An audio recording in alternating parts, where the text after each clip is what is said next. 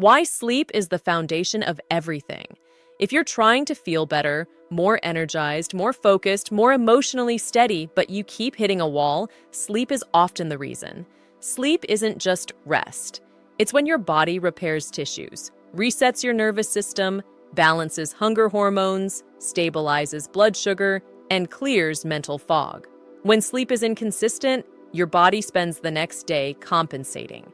That compensation shows up as cravings, irritability, low motivation, anxiety spikes, and fatigue that caffeine can't fix for long.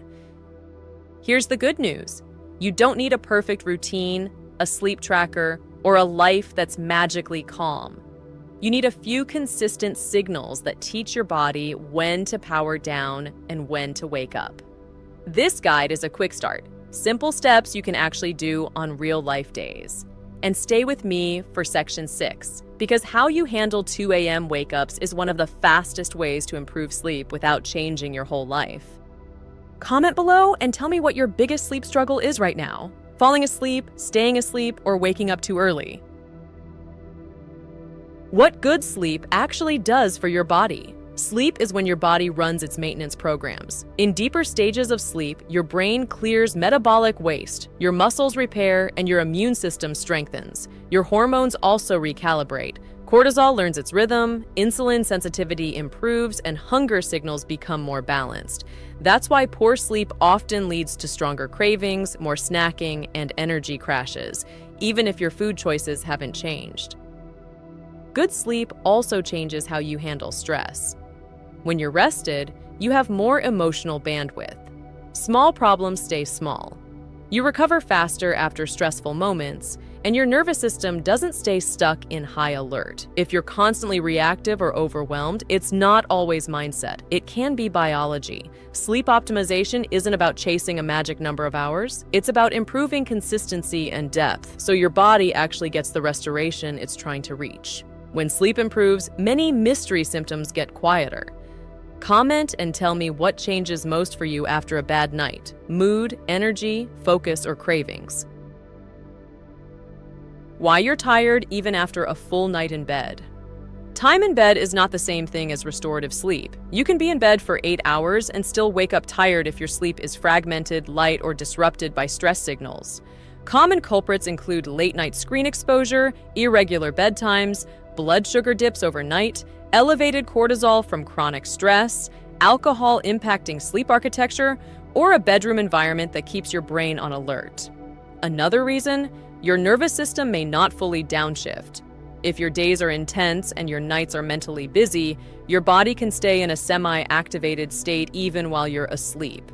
That often looks like waking up already tense, jaw clenched, shoulders tight, or feeling like you didn't actually recover. This section matters because it removes self-blame. If you wake up tired, it doesn't mean you're lazy. It means your body didn't get the depth of rest it needed. The solution is not forcing sleep harder. It's building conditions that make deeper sleep more likely. Comment below if you regularly wake up tired even when you got what should be enough hours. The biggest evening habits that sabotage sleep. Sleep is shaped by your evening, not just your bedtime. The hours before bed are when your body decides whether it's safe to power down.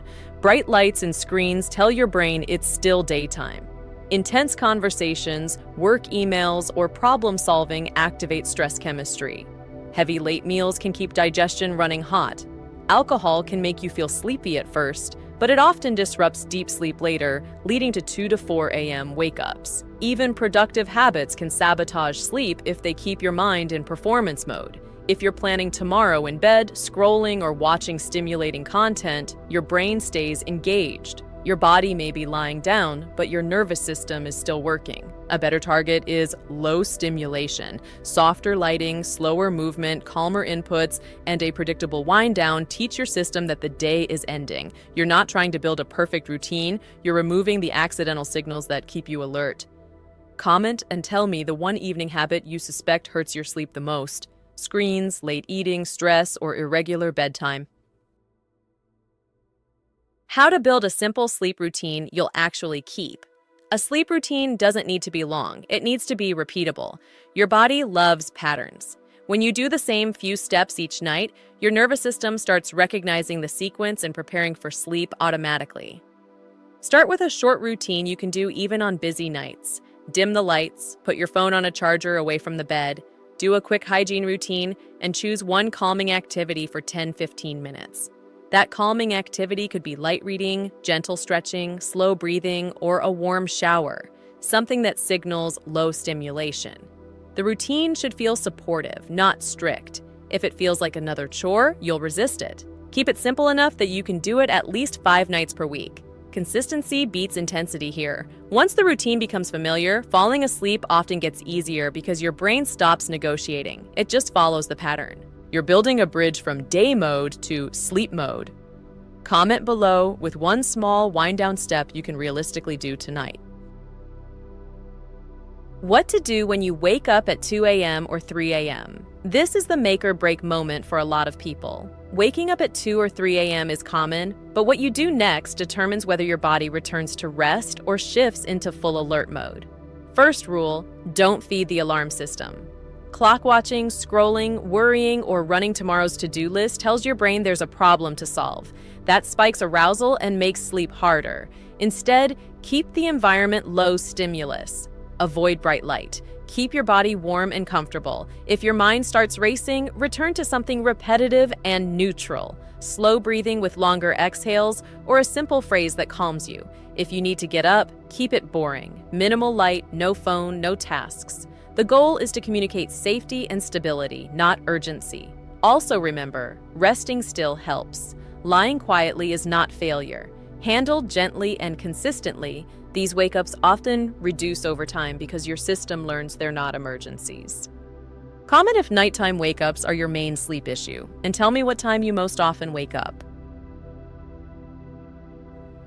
Daytime habits that determine nighttime sleep. Sleep begins when you wake up. Your daytime signals set your internal clock. Morning light helps anchor your circadian rhythm, making it easier to feel sleepy at night. Movement supports sleep pressure, your body's natural drive to rest. Regular meals stabilize blood sugar and reduce nighttime dips that can wake you up. Caffeine timing matters more than people realize. Even if you feel fine, caffeine later in the day can reduce sleep depth. Stress also matters. If your nervous system is in high alert all day, it doesn't magically downshift at bedtime. That's why micro breaks, short walks, hydration, and steady nourishment can improve sleep indirectly by lowering baseline activation.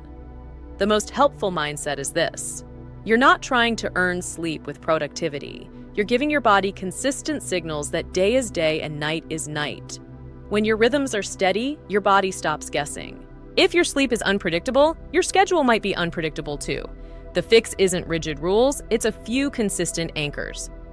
Comment below which daytime factor hits you hardest: stress, caffeine, irregular meals, or lack of morning light. Your sleep environment. Make it easy for your brain to power down. Your bedroom is a cue. If it feels stimulating, your brain stays alert. If it feels safe and calm, your nervous system downshifts faster. Small changes can make a big difference. Keep the room cool, dark, and quiet. Reduce clutter in your immediate view. Limit bright LEDs. If you can, reserve the bed for sleep and intimacy, not work or scrolling. Light is the biggest lever. Bright overhead light at night delays melatonin. Softer, warmer light signals your body to prepare for rest. Sound matters too. If you wake easily, consider consistent background sound to reduce startle responses. Comfort matters. Pillows, bedding, and temperature should support relaxation without you constantly adjusting. This isn't about creating a perfect Pinterest bedroom. It's about reducing the number of small irritations that keep your nervous system slightly activated. Your brain notices more than you think. Make it easy for your body to trust the environment. The more your bedroom equals calm, the less effort sleep requires.